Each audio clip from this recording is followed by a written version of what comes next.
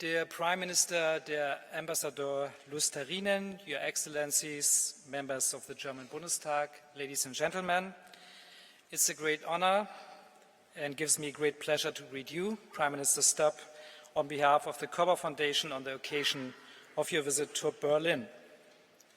For more than 50 years, the Körber Foundation has encouraged and promoted international dialogue. We follow the tradition of our founder Kurt Körber, who started by improving understanding between East and West. The oldest of our projects is the Bergedorf Round Table, which was established in 1961. In no other country, the Bergedorf Round Table has met more often than in the Soviet Union, respectively Russia. And after the Cold War, in no other country more often than Ukraine, in Kiev, Lviv and Odessa. Körber's idea of talking to each other and not about each other is still at the heart of our activities. As a foundation, we deeply believe in the value of dialogue and supporting understanding in international relations. But we know also the limits. For example, if dialogue is used to demonstrate to the rest of the world that you are not isolated.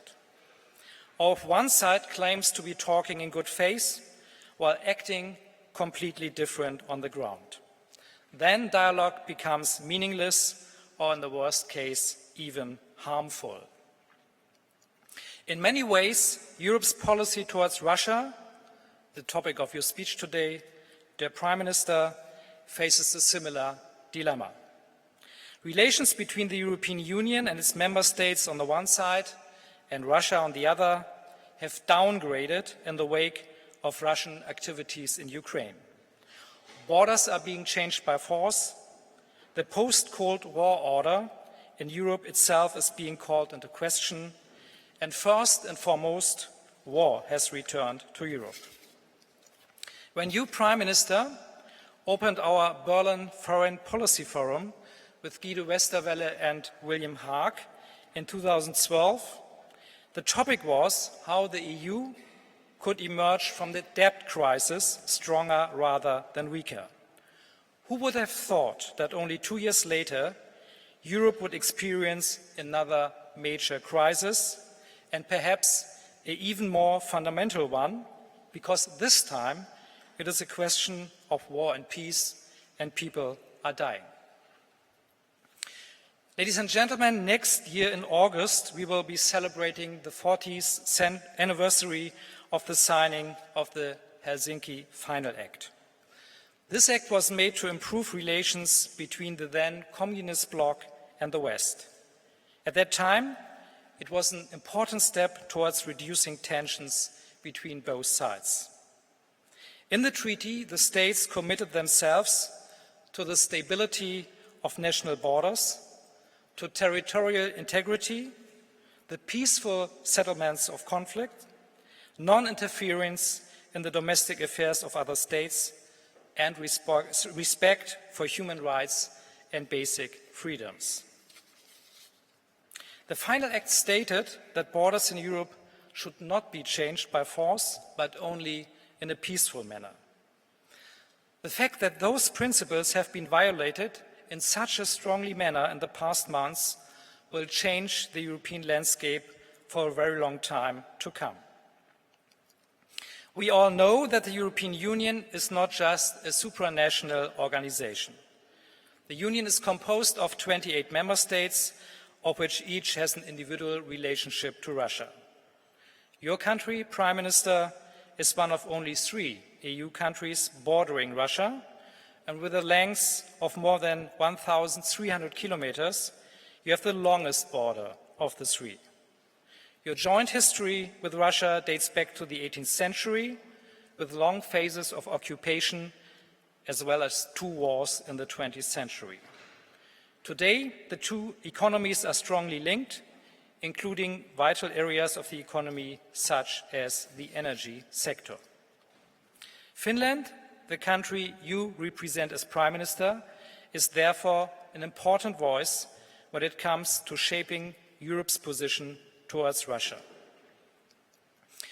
The European Union decided to impose sanctions against Russia.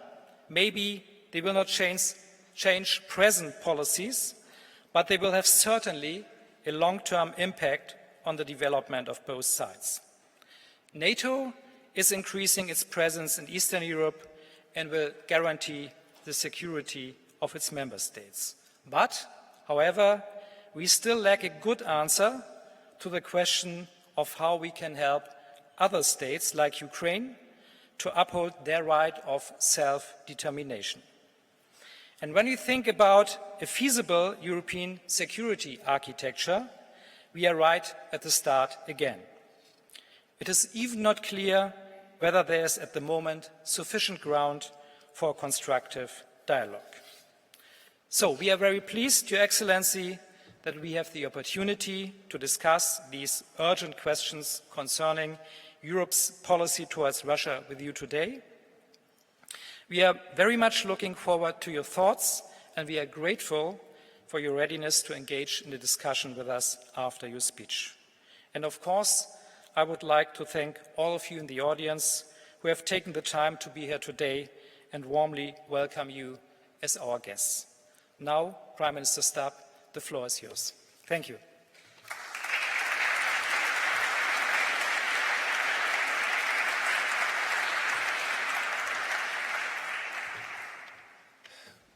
Vielen Dank, meine Damen und Herren. Freut mich sehr, hier zu sein heute. I must say I'm a bit tired today, and walking is difficult because I ran the Berlin Marathon yesterday, and after that I thought the stairs would be a bit difficult, but actually it's not too bad. Time here at the Körber-Stiftung, and I really appreciate the invitation.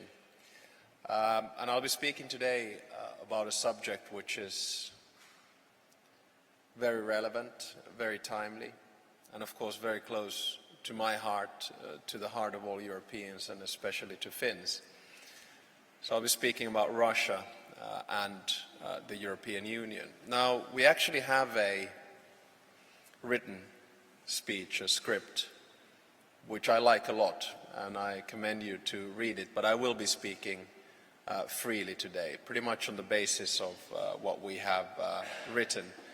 And this is really a first attempt to try to analyze the situation, to analyze Russia from a Finnish and a European perspective. And I will do it through three questions to which I'll return in just a second. But the general feeling that I have right now is one of awe. I mean, if you look at the events unfolded in the past half a year, in the past few months, I mean, who would have thought that we'd be in this situation? How did we get here? What on earth really happened? Did we sort of get it all wrong? I mean, Russia has annexed the part of a sovereign state, Crimea. It has destabilized another part of a country, eastern Ukraine. We have put forth sanctions. Russia has put forth counter-sanctions. Sometimes I have a feeling that we are in some kind of a time machine rather than the year 2014. Now, what I'll try to do is to assess the situation through basically three windows or three chapters. The first one is, what happened to Russia? In the 1990s, we were all quite hopeful. Should we lose all hope? Have we lost Russia forever? Question number one. Question and window number two, Russia and the EU, what happened from Georgia to Ukraine? Should we have seen this happening in 2008, or did it actually start earlier? Question number three, Finland and Russia. We should be intellectually mature, and we should also look into the future. So my first question is, what happened to Russia? Part one. Now, we're in Berlin. I don't need to start repeating the history of the past 25 years here. But when we all looked at Russia and the EU in the 1990s, at least in my mind, things looked quite good. If you look at the EU, we were just pushing forward enlargement. Finland, Sweden and Austria joined. It was a big moment for us. At the same time, the Cold War had just ended. We felt that we could breathe a sigh of relief in Europe in many ways. Liberal democracy was on the march forward. Remember Fukuyama talking about the end of history and the fact that all nation states in the world would embrace liberal democracy and a social market economy. Some others were talking about a borderless world. We have about 200 nation states in the world today, and only half of them are liberal democracies. But the EU was about 45 years old, you know, like any good, energetic 45-year-old, was doing quite well, and there was a feeling of rejuvenation. Yeah, there was a feeling that enlargement was going to be difficult, and how should we integrate Eastern and Central Europe, but we managed, and people were quite optimistic. Now, what was going on in Russia at the time? Remember that Russia had been a great empire, the Soviet Union, and it was going through difficult times. Its self-confidence was very low at the time. Basically, the economy was in ruins and politics was a mess.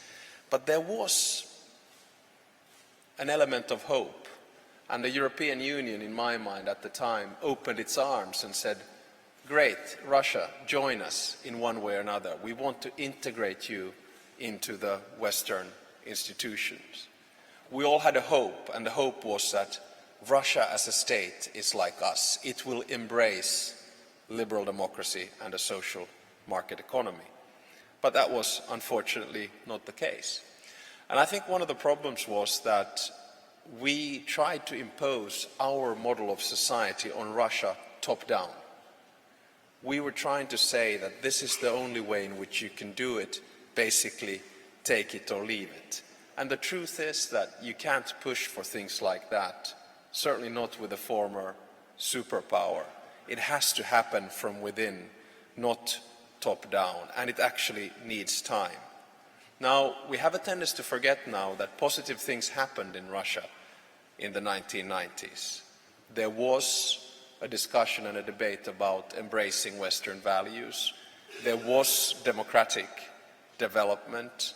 The economy grew, and Russia was able to dissolve the command economy that had ruled its economic system for the better part of 70 years.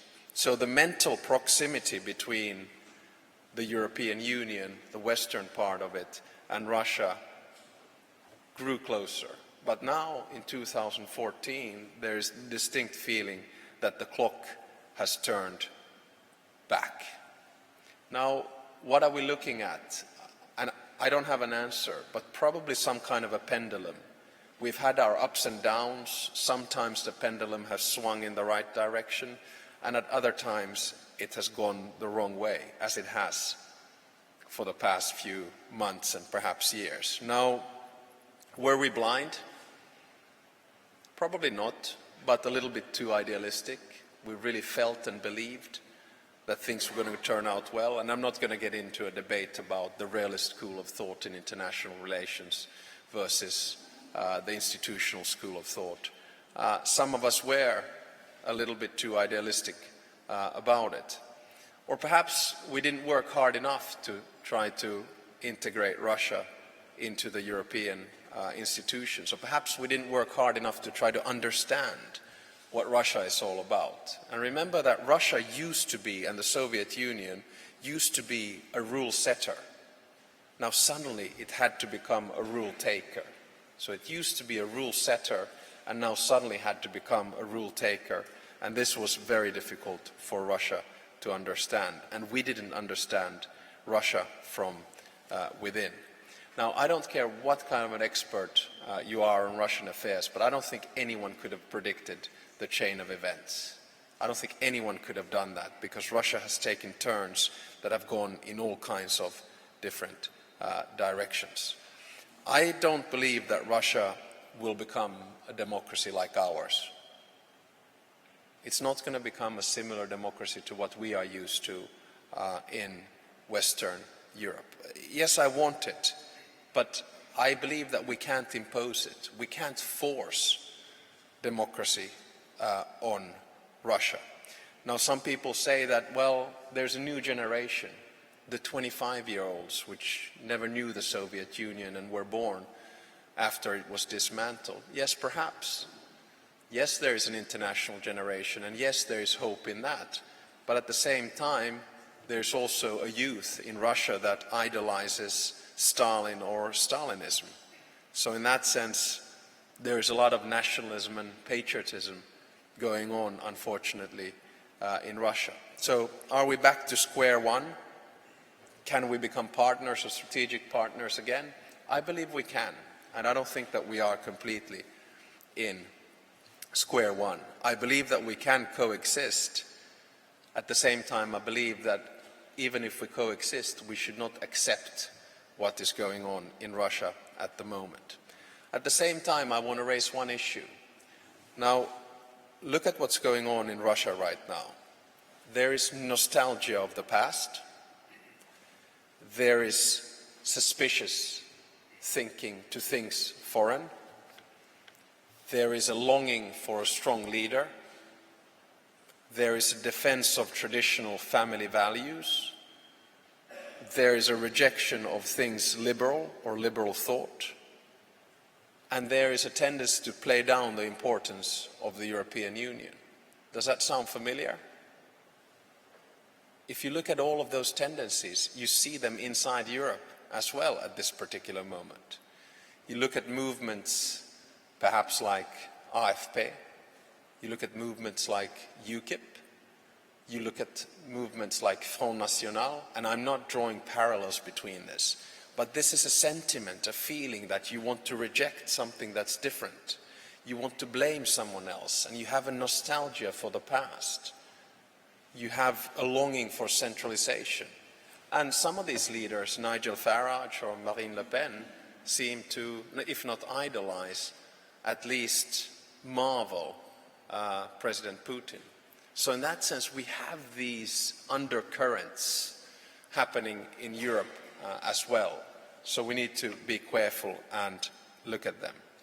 So perhaps this is not only a rift between the EU and Russia, but also a rift within Europe.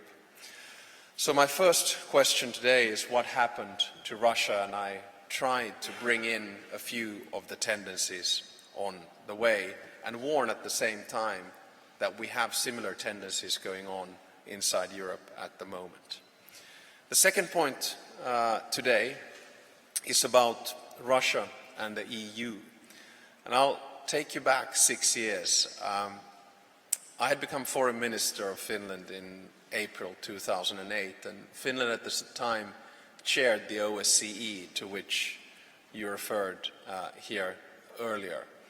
And because we chaired it, we were quite intimately involved in the war in Georgia. I flew in together with then French Foreign Minister Bernard Kouchner, who chaired the European Union, to try to broker a ceasefire between Russia and Georgia. Now, after the war, only a few weeks after it, I spoke to our ambassadors in Finland, and I gave a speech which then later became branded as the 080808 speech. And in that speech I said three things. Number one, I believe that the war in Georgia was a turning point in international relations. Number two, I said that the war in Georgia would be a challenge to the international system. And number three, I said it would affect the long-term Finnish foreign policy agenda. Now, at the time in Finland, many people thought that I overreacted. Not many people think that anymore. Unfortunately, there is a pattern here. There is a trend. Now, the same lines that took place in Ukraine, in Georgia, can now be seen in Ukraine. And I don't know personally where they will stop. There is clearly a foreign policy doctrine which is based on a zero-sum game. You gain, I lose. There is a will, perhaps, to destabilize some borders from the part of Russia at this particular moment. I don't know if this is a short-term trend.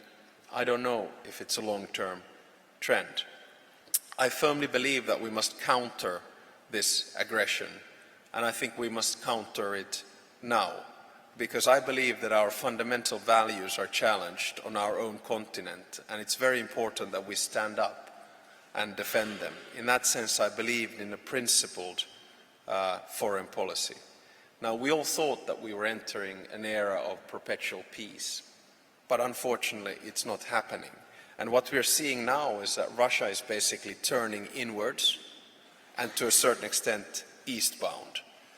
And paradoxically, I don't believe this is necessarily a bad thing. The inward thing, yes, but the eastbound thing, why not? It could actually be good for EU-Russia relations in the long run. Why do I say this? If you look at the landmass of Russia, 75% of it is east of the Ural Mountains. At the same time, only 25% of the Russian population, approximately 35 million, the size of Poland, a little bit less, is to the east of the Ural Mountains. And only 6% of the population is in the Far East, 6 million approximately, and that's about the size of Finland. I firmly believe that Russia is a European power, not an Asian power. And I think if Russia has to counter another power, it's much more difficult to deal with China than it is to deal with us, the European Union. So I think that we should defend our values and principles, and at the same time, I believe that there's only a diplomatic solution to the crisis in Ukraine. And given that I'm here in Berlin, needless to say, Chancellor Merkel and Foreign Minister Steinmeier, they have done a great job in trying to diffuse the escalation of the crisis. Now, my argument is that the EU came about to the fore as peace. And I think in many ways that we pushed through peace with economic instruments. Therefore, the only instruments that we can use for peace are the economy. I also think that patience in this particular crisis is a virtue. The sanctions that we have imposed, they're not going to take effect and hit the economy right away. Yes, they're influencing already, but at the same time, it takes time. I think the sanctions that we have done are well planned, they're well timed, and they're well targeted. And whether we can lift the sanctions or not will depend at the end of the day on Russia. At the same time, I want to say that this is not a trade war. It's not a trade war. We are imposing sanctions because what Russia has done is simply wrong. Russia should not have a veto on what countries such as Ukraine want to do. Now, the final and third point I have today before we go into a question and answer session is to say a few words on Finland and Russia. In 1995, we became members of the European Union. We joined the Western institution where we always wanted to be. We joined an institution where we belonged. We're also the only country to join the euro out of the Nordic countries within a few years after our accession. So the EU is our family. We're not members of NATO, as you all know, but we are firm and steadfast members of the European Union. Germany and Finland, we've been pretty much along the same lines in our both foreign policy and especially our economic policy.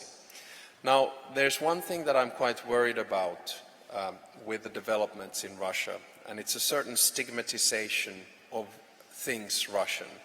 And I think it's very important that when we talk about Russia, we need to do it in a mature fashion. And we need to separate between three things. One is what the Russian government and authorities do. Two is business and day-to-day contacts. And three is the Russian-speaking minority. Now, what happens very easily is that we draw parallels between what the Russian government does and how it acts in Ukraine and with the Russian-speaking minorities in our various countries. And I don't think that's a fair judgment to do. It's a very easy one to do, but we should try to avoid that. Now, as you mentioned, Finland has 1,300 kilometers of border with Russia. That's more than the other EU countries combined. At the same time, we are in a relationship, a little bit like a marriage. And in a marriage, you are together in sickness and in health. Now, in Finland, we have a 66,000 strong Russian-speaking minority. It's a vivid, cultural and vibrant minority. And I think that political leaders should show the way in talking about these minorities as well, because otherwise they get stigmatized in each and every country for the actions that are seen on the foreign policy sphere. And I think that's quite dangerous. Now, you can't choose your relatives and you can't choose your neighbors. Finland has had Russia as a neighbor, it continues to have Russia as a neighbor, and it will have Russia as a neighbor in the future. And to be quite honest, not a bad neighbor at all. We've had very good relations with Russia. Right now, all of us are going through a very rough patch with Russia. There is no question about that. Now, we need to define what we want with this relationship, both Finland and the European Union. We need to find common denominators. And the truth is that we are different, but we must show both political will and maturity. Now, one of the things that we need to do is we need to revise the way in which we approach Russia. For the past 25 years, we've been talking about Russia integrated into the Western structures. Now, that's all good and well. That was good and well in the 1990s, but at the same time, it was a rather maternal or a paternal approach to Russia. And in any case, they're members of the WTO, there are partnership agreements, they're trying to get into the OECD, etc., etc. So in that sense, we have already reached that situation. Now, we all want a stable Russia. It's just a difference of approach. For Russia, stability happens top-down. For us, in many ways, stability happens bottom-up and through openness. I believe that we must oppose the divide and rule game that Russia has played, but at the same time we must respect and have dialogue with Russia, because at the end of the day, diplomacy is all about human relations. Now, I'll finish off with saying what I would like for you to take home from what I've just said. 3 things. Number 1, don't give up hope on Russia, but give serious thought to the rift within Europe as well. So don't give up hope on Russia, be patient, and at the same time give serious thought of the rift within Europe. Number 2, take Russian aggression seriously, but remain true to our European values. So take Russian aggression seriously and remain true to our values. And number 3, maintain intellectual maturity when analyzing the situation in Russia. Know what you want from the relationship, and I think we'll get out of this crisis as well. So maintain intellectual maturity when analyzing Russia and know what you want from the relationship. Do I have an exit strategy for how to get out of this? At this stage, I don't. Thank you very much.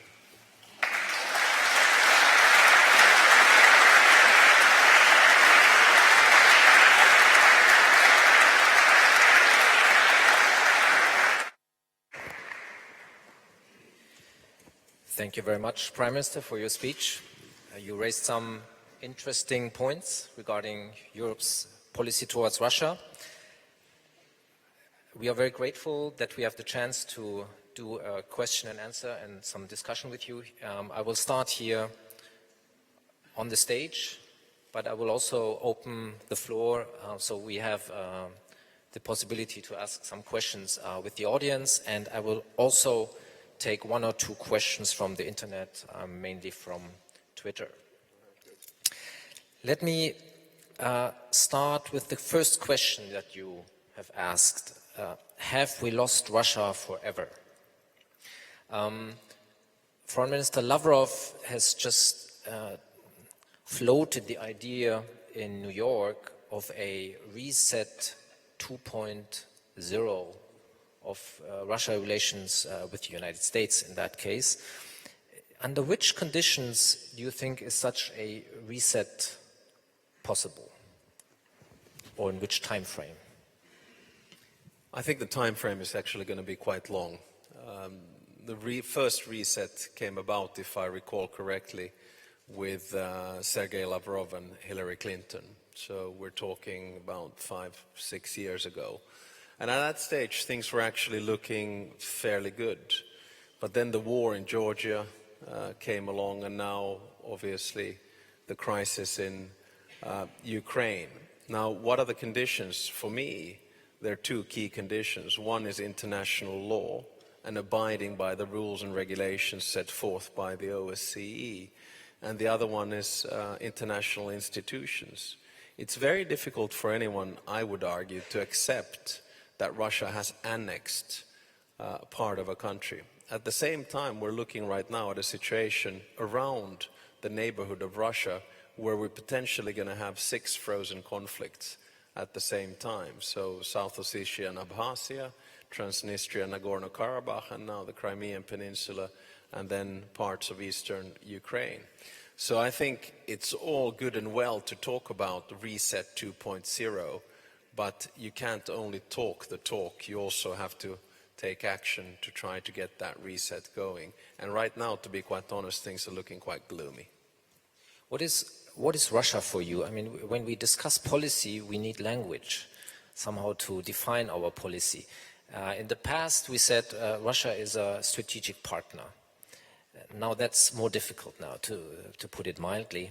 But what is it? Is it a difficult partner, or is it a competitor, or is it an adversary or an enemy? It's a neighbor.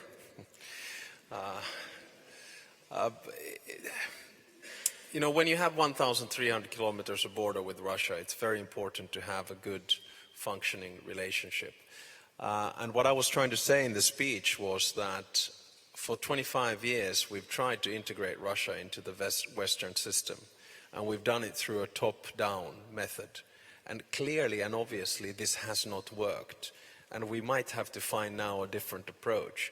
Yes, I think there is scope for becoming partners again, and yes, I think there is scope for becoming strategic partners, but that change will have to happen from inside Russia itself. And I really don't know how long that is going to take. I don't see Russia as an enemy. I firmly believe throughout history and culture that Russia is a European power as opposed to an Asian power. And I believe that at the end of the day, Russia will start abiding by international rules and regulations. But I would certainly not like to brand it as an enemy. I want to see it in the long run as a strategic partner. You said that there can only be a diplomatic solution to the crisis in Ukraine. I think that's something that everybody will consent here in the room. But at the same time, it's also a truism in a way. Because if you have a situation, sometimes a diplomatic solution only becomes possible after the facts on the ground have been sufficiently changed, or sometimes not everybody of the parties in play believes in a diplomatic solution. So under which conditions can a diplomatic solution take place? What are our stakes, or is a diplomatic solution at any price acceptable to us? I think the price has to be valued by the international community and the parties involved. And of course, the easy answer is to say that you have to have a ceasefire and you have to have a peace plan. And the ceasefire doesn't seem to hold in a sufficient way at this particular moment. And the peace plan, be it 11 or 12 points, has lacking elements in it as well. My argument is that the only way out of this crisis is diplomatic, because we don't want to use armed force, and the only instrument that we have is basically economic sanctions and discussion and dialogue. The problem, of course, is that it's very difficult only to rely on phone diplomacy, as much as I like phone diplomacy as such. but face-to-face contact is usually the key, and that's going to be the only way out. Now, the problem we have in Ukraine is that the domestic situation is by no means easy either. They have elections coming up, there are elements of nationalism, the economy is in bad shape, and there is internal strife. So the diplomatic solution at the end of the day will have to come from President Poroshenko and President Putin, and then we'll see what comes out of it. But that could also mean that the stronger prevails. Unfortunately, that is a very probable possibility as well. I mean, I don't think that anyone has their hopes up of how to solve the Crimean Peninsula, for instance, and that certainly was the power of the strong being acted there. And now a lot of the attention is being focused on eastern Ukraine, and no one is talking about the Crimean Peninsula as such. So the situation is very, very difficult. I personally am quite worried about the foreign policy that has been conducted by President Putin, because it relies on two things. One is spheres of interest. We see that in Belarus, we see it in Ukraine, we saw it in Georgia, and certain belief that you need a sphere of interest, a buffer zone towards something. And the second one is that the Russian economy is not modernizing itself. It still relies heavily on fossil fuels, oil and gas. And when you combine these two things, it's not a modern way of looking at either foreign policy or the economy. In your speech, you defended economic sanctions as the main instrument the main response to the Russian policy in Eastern Europe. Now, economic sanctions do not help Ukraine very much in the conflict on the short term. I mean, it's more a long-term instrument. It has some short-term effects, but it's a long-term instrument. So, you rule out military support for Ukraine. Is that true? Yeah, definitely. I mean, first of all, on economic sanctions are never good for anyone. Economic sanctions are by definition bad. They're an instrument to try to de-escalate a certain conflict. If economic sanctions would be good, then they would have absolutely no effect whatsoever. I still believe actually that money is one of the best peace negotiators in the world. And I think we're starting to see the first seeds of that in Russia right now. The economic sanctions, be they in the financial sector, in arms trade, in dual goods or some technical energy issues, are starting to take their toll on Russia. There are international companies pulling out, agreements are difficult to come by, consumers are suffering quite heavily from some of the counter-sanctions that Russia has put forward. Are these sanctions helpful for the European economies? No, they're not helpful for the Ukrainian economy either, but hopefully they will alleviate and help to find some kind of a solution. That's the whole idea with the sanctions. Now, to put it in a bit more provocative way, let's imagine Finland is under attack, and Finland is not a member of NATO. What would you think if the EU would defend European peace by economic means in that case? It was a very good provocative question, but I don't answer fictive questions. I mean, I've never liked the attempt to draw a parallel between Ukraine and Finland. Some people have done that even in the course of this crisis. Someone like Brzezinski, for instance, talked about Finlandisering and forgot that Finland is a member of the European Union. So you can't really make that comparison. And in that sense, I don't like the talk of it, and therefore, even though the question is provocative, I will not be provoked to answer it. But do you think, without using the term Finlandization, but do you think the Finland model is a good model for, or could be a good model for Ukraine? I mean, having close economic relations with Russia, not being a member of the military alliance, knowing that you are somehow favorable to a NATO membership of Finland, but and maybe at some time EU membership. I think it's always dangerous to draw terminology in international relations from the past and try to imply them to a different situation, because each and every situation is very different. I remember, for instance, President Saakashvili drawing the parallel between the Finnish Winter War and the war in Georgia. And I really didn't see how that could be possible. And it wasn't only because it was August. but I mean, then talking about a Finland solution, which might have been in the minds of some international relations theorists and politicians during the Cold War, and then somehow try to drop it into the year 2014. I just don't think it works. I mean, first of all, Finland is not a Slavic state. Secondly, we have always been firmly a Western state and part of Western institutions, whereas perhaps Ukraine in that sense is a little bit different, and having had been a part of the Soviet Union as well. So I don't think that the example or the parallel works. And I'm not going to go and give advice to the Ukrainians how to react or act in this particular situation. I think that would be a paternal approach towards the Ukrainians. All I want to take care of is that the Ukrainians have the free choice to which side they want to lean to. And I also don't think it's a zero-sum game. If and when the association agreement between Ukraine and the European Union enters into force, it doesn't exclude economic cooperation with Russia or anyone else for that matter. If Moldova, if Georgia, if Ukraine want to integrate more closely with European institutions, I think it's their right as sovereign states to do that. One more question on economic sanctions. If this is our main policy tool, what would trigger another round of economic sanctions? Which action or developments on the ground? Is it if the airport of Donetsk is being conquered, or is it if Mariupol is being conquered? Because we all know officially there's a truce, but at the same time fighting is going on and people are dying. It's the reason I like Körber-Stiftung is that you ask more difficult questions than the journalists. So it's impossible to say.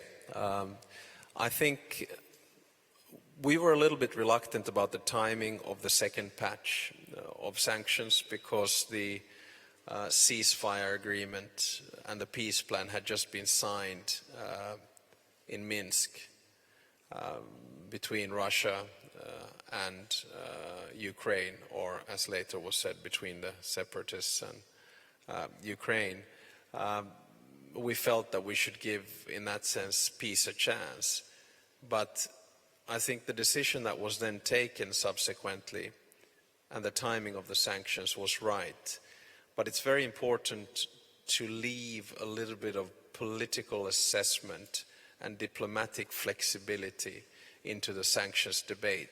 So yes, in the European Council in June, we set 4 conditions.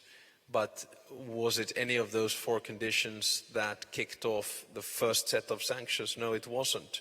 It was the shooting down of the MH17 airplane. So in that sense, we can't say what the next patch of sanctions should be ignited by. I just hope that it doesn't happen, because that would indicate that we're moving towards a solution in a difficult crisis. If we are not going to help Ukraine militarily, do you think we should help energy security of Ukraine, if there is a need for that? Meaning that should we deliver some of the gas that we are getting from Russia in case of an emergency case in winter back to Ukraine via reverse flow, or should we rather not do it? Russia has clearly threatened to decrease the amount of gas that is in such a case would be delivered to the European Union. I think there are in-depth negotiations and discussions going on right now, and I think Commissioner Oettinger is obviously very involved in these discussions as well, and we'll just see how they pan out. But the truth is that energy security is one of the primary things that we're looking at this particular moment. Whether a reverse flow or anything else would work, I simply don't know at this stage. Okay, let me open the floor for our audience now. Who wants to start with a question? Maybe here, Ambassador Plötz. Prime Minister, a simple question. Can you introduce yourself The quickly? former ambassador to Finland never asks a simple question.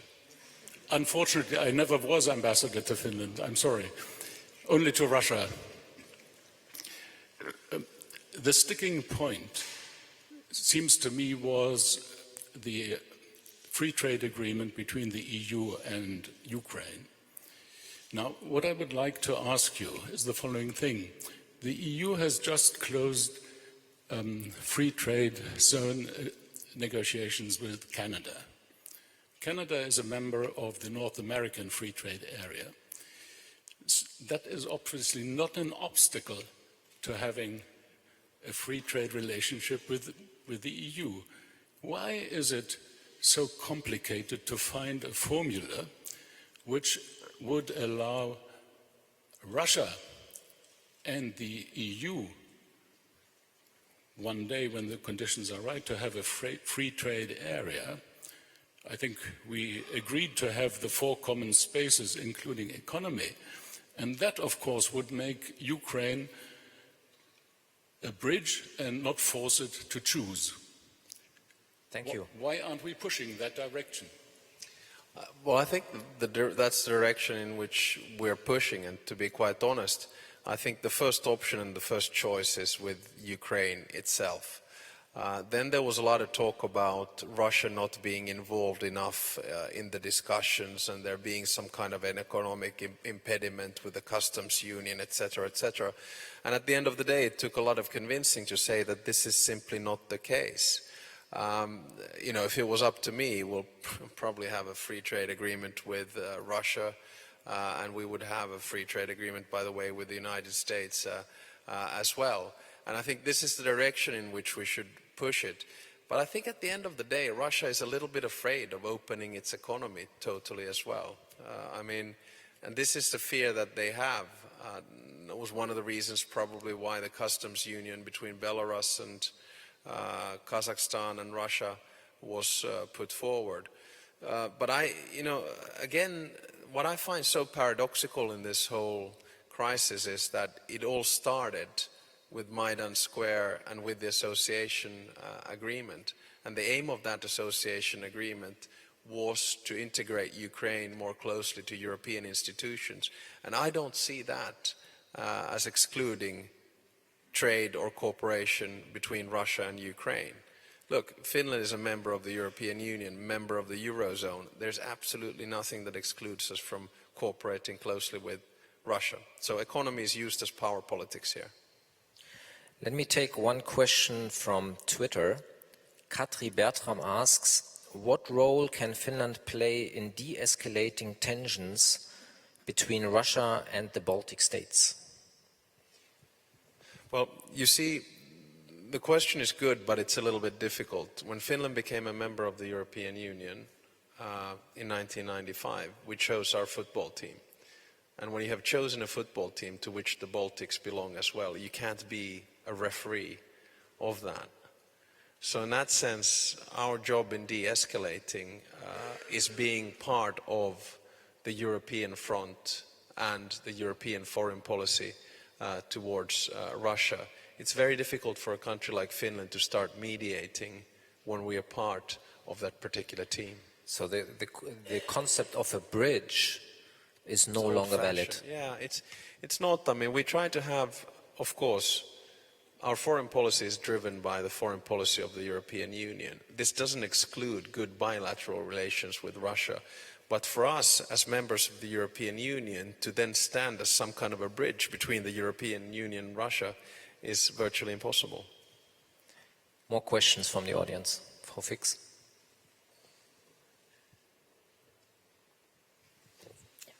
Thank you very much for your speech, Liana Fix from the German Council. Poland and Sweden, and especially Sikorski and Carl Bildt, were very strong supporters of the European neighborhood policy, and in particular of the Eastern Partnership.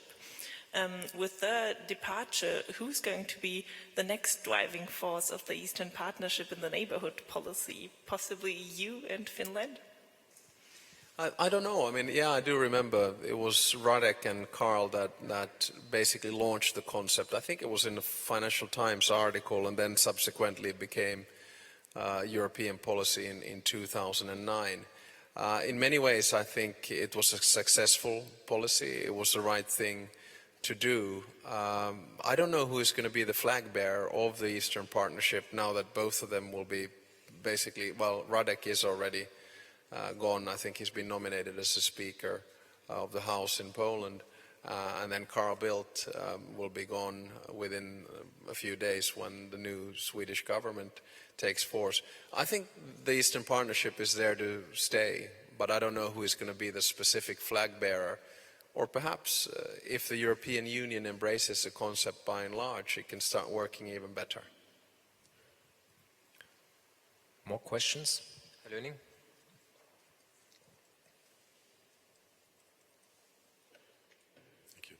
Prime Minister, could you elaborate a bit on your assessment of the effect of the sanctions on Russia? We've heard Michael Kasyanov, the former Russian Prime Minister, being very gloomy about the situation, about upcoming inflation, about shortage of cash, and he was looking, probably in his own interest, into a very, very dark future. What's your assessment?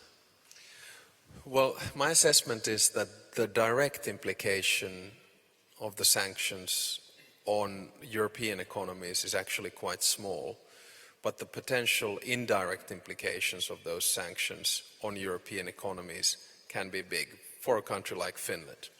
My second observation is that the implications on the Russian economy are both direct and indirect, and we're already starting to see, of course, problems within business. Just simple things. International companies withdrawing investments, cash flows being blocked because they are on the sanction lists, or individuals not being able to travel. And this then has a psychological effect on the economy as a whole. And we're starting to see it, but my argument earlier was that it's not something that happens overnight. Now, our biggest worry in Finland is not so much the sanctions, but the general state of the Russian economy. And 2 points on that. One, it hasn't been able to modernize itself. I'll just pose a question. Can you recall a Russian consumer good that you use? Probably not. And the second thing is that the Russian economy actually started to decline already before the sanctions took force. Remember, it grew from 2000 to 2008 very strongly. Growth rates between 6, 7, 8%. And now we're looking at zero growth. For a country like Finland, when the Russian economy reduces by 3%, it hits our economy by approximately 0.5%. So the implications of the sanctions can be seen pretty much all over the place. A final point, consumer goods in Russia. There's, for instance, a Finnish dairy, milk and cheese products which are very popular in Russia. And when Russian consumers don't see them on the shelves of the shops, that becomes problematic. So the sanctions are starting to have effect. There might be other silly examples. Say an oligarch wants to fly his private jet. He won't be able to refuel at an airport which uses Shell. Or an oligarch has to have an operation at a private clinic somewhere in Europe. He's not able to pay for the bill with his credit card because that has been frozen. So these types of thorns on the side have implications for the Russian economy by and large. I think that's why we're not seeing counter-sanctions at this particular moment. And that's why I hope that we'll also end up finding a peaceful solution. I think we have time for one more question. Herr Nellis, bitte. Prime Minister, my name is Matthias Nellis, not affiliated to any institution here. I wanted to ask you about the recently announced nuclear deal between Finnish and a Russian company. How does that fit into the timing right now? And didn't we want to have a new EU energy policy? Isn't that an odd moment to choose that deal? Thank you. Yeah, actually, let me turn it around and say Finland chose to have 2 additional nuclear power plants a couple of years, well, actually 5 years back, and give them permission to build. And these had to be extended in one way or another. One of them was actually rejected, and the other one is the one that you referred to because it had to change the provider. I'll turn it around by saying that we have a strong dependency on Russian energy and especially on Russian electricity. And the fact that we have a Russian provider for a nuclear power plant will at the end of the day reduce our dependency on Russia, because that provider can use nuclear fuel from somewhere else. Now, what we've tried to do in Finland is to think 2 things. One is long term. A nuclear power plant, it takes 7 to 10 years to build, if you get lucky. And it has a lifespan of 50 to 60 years. And of course, you don't need to be an optimist or an idealist to believe that this conflict will be solved before that. And then the second thing that we have done is to try to have an energy cake which is very broad, which means that we have nuclear power, which means that we use fossil fuels, which means that we use renewables. Now, our dependency on Russian energy, apart from electricity, is twofold. Number one, gas. We're 100% dependent on gas, but that's only 10% of our energy cake, which means that we can switch over to whichever energy source we have available at that particular moment. The second one is oil. Now, oil you can get from elsewhere, but we happen to get it at quite a good price from Russia, and then we refine the oil and resell it as an export good. So the Rosatom deal that we ended up doing at the end of the day will increase our electricity independence and in that sense decrease our dependency. But I want to say here as well that when it's about nuclear power, it is such a sensitive issue. And in this foreign policy climate that we have right now, you can imagine what type of a debate you can have around this issue. But we want to think about it in a very cool, calm and collected manner. And Russia has been a good provider of energy for us. So again, we shouldn't stigmatize difficult issues. Prime Minister, we have reached the end of our discussion for this evening. I would like to thank you again very much for giving us your thoughts about European policy towards Russia, and in particular for taking some time to engage in a discussion. And I hope that you in particular enjoyed this part of our event after achieving your personal best at the marathon, the sitting part of this event. Thanks. I really enjoyed this as well. And the only worry I have is that will I get up from this chair? We're going to make it. I would like to thank you very much. It was an honor to have you here. Thank you very much.